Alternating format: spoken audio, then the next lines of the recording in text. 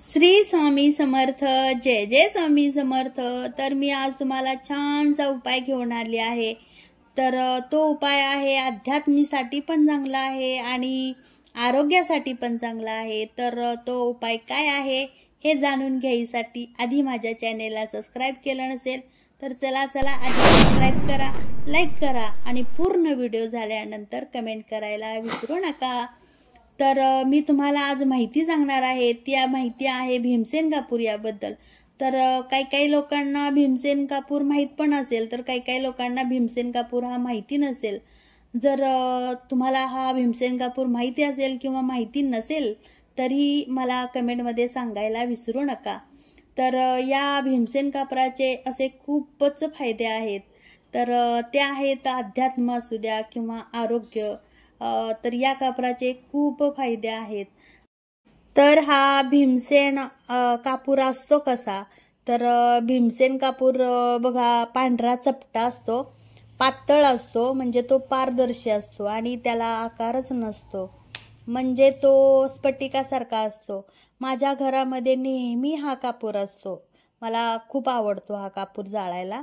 आणि भीमसेन कापूर नैसर्गिक म्हणजे ओरिजिनल कसा ओळखायचा, तर त्यासाठी आपण काय करायचं की पाणी घ्यायचं आणि पाण्यामध्ये थोडासा तुकडा तो भीमसेन कापूरचा टाका आणि टाकल्यानंतर जर तो तरंगला तर समजा ते ओरिजिनल आहे, किंवा तुम्ही जाळल्यानंतर धूर होत नसेल तर समजायचं तो ओरिजिनल कापूर आहे।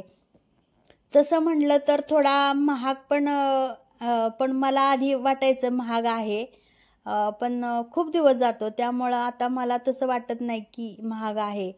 तर आपल्या घरामध्ये बघा कधी कधी बाहेरील निगेटिव्ह ऊर्जा येते, तर ते बाहेर घालवण्याचं काम भीमसेन कापूर करतो। या कापरामध्ये भीमासारखीच शक्ती असते, जी वाईट शक्ती घरात होणारे क्लेश, भांडण, पितृदोष यांना थांबवते किंवा लांब पळवते।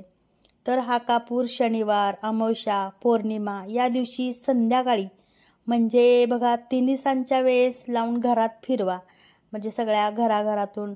तर हा कापूर जास्त घेऊ नका, अगदी थोडा घ्या, घरात कानाकोपऱ्यातून फिरवत बाहेरील दारापर्यंत घेऊन जा त्या।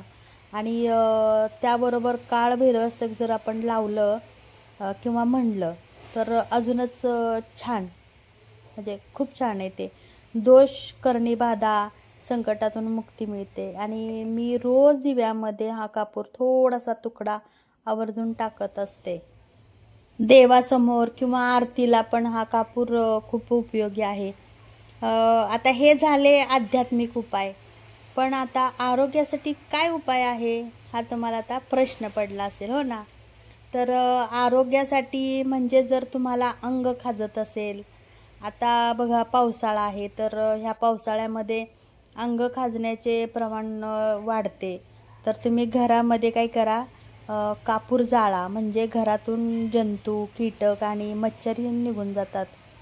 हातापायाला जर सूज आली, चमकले, मुरगळले, त्यासाठी पण काय करायचे आपण, हे जे कापूर असतो तो थोडासा कुटायचा आणि तिळाच्या तेलामध्ये टाकून बारीक करून तेलामध्ये टाका आणि ते तेल एका बाटलीमध्ये भरून ते उन्हामध्ये ठेवा। आणि ते तेल तुम्ही म्हणजे तुमचे जिथं मुरगळले किंवा त्रास होतोय, दुखतंय, तर तिथं तुम्ही हे तेल लावू शकता। हे तेल शक्यतो काचेच्या बाटलीमध्ये भरून ठेवा आणि हे तेल लावताना तुम्ही चोळू नका, असं थोडंसं हलक्या हाताने तेल लावा ते। आणि तेल लावताना तुम्ही सकाळी किंवा दुपारी लावू शकता हे तेल, संध्याकाळी तुम्ही तेल हे लावू नका। तर भीमसेन कापूरचे अजून भरपूरच फायदे आहेत, ते मी तुम्हाला पुढच्या व्हिडिओमध्ये सांगणार आहे। तर तोपर्यंत तुम्हाला हा व्हिडिओ कसा वाटला मला कमेंटमध्ये सांगा आणि चला पुढच्या व्हिडिओची आपण वाट बघूया। बाय।